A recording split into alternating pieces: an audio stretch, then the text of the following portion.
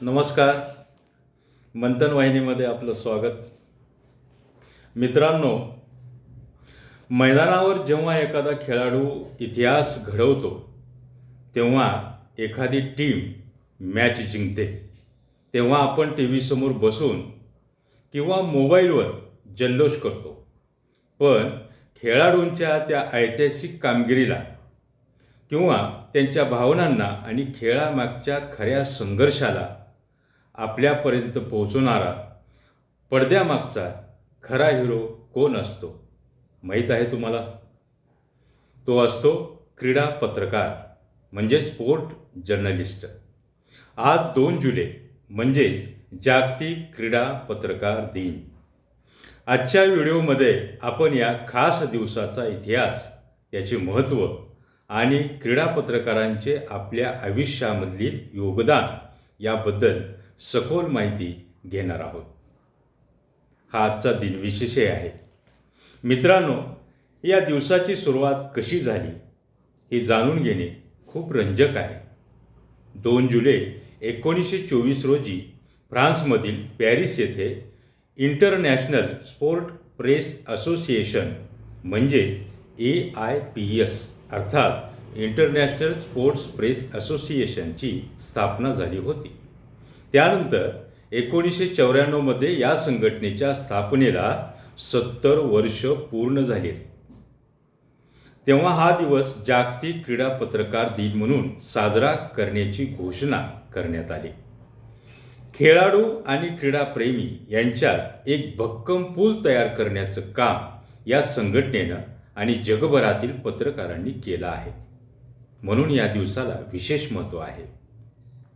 एक क्रीडा पत्रकार होणे म्हणजे फक्त मॅच पाहणे आणि त्याची माहिती देणे एवढेच मर्यादित नाही.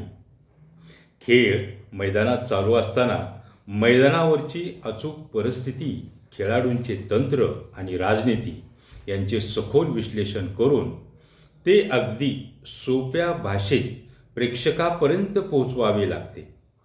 खेळाडू कितीही मोठा असो, त्याच्या चांगल्या कामगिरीचे कौतुक करण्यासोबतच त्याच्या चुकावर बोट ठेवण्याचे धाडस हा क्रीडा पत्रकार करत असतो. हे त्याला दाखवावं लागतं.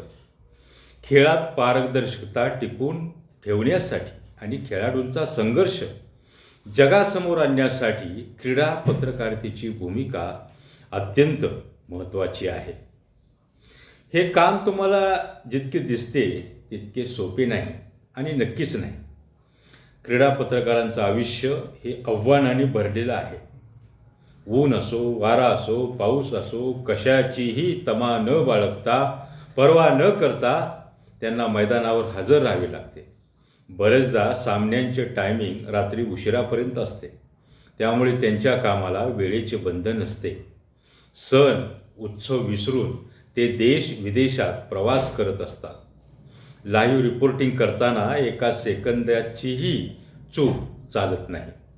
इतकेच नाही तर खेळाडूंच्या वैयक्तिक आयुष्याचा आदर राखून व्यावसायिक पद्धतीने बातमी कव्हर करणे हे देखील त्यांच्यासाठी मोठं आव्हान असतो.